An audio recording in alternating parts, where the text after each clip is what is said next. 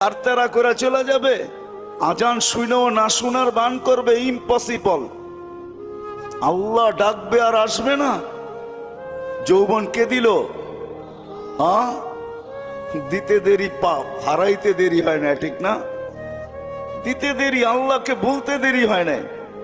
আমাদের সমাজ, এই জন্য তো কোরআন বলে ইদা মাসাহুল খায়রু মানুয়া, মানুষ তোরই স্বভাব আজীব, বড় বিদঘুটে স্বভাবের মালিক তুই।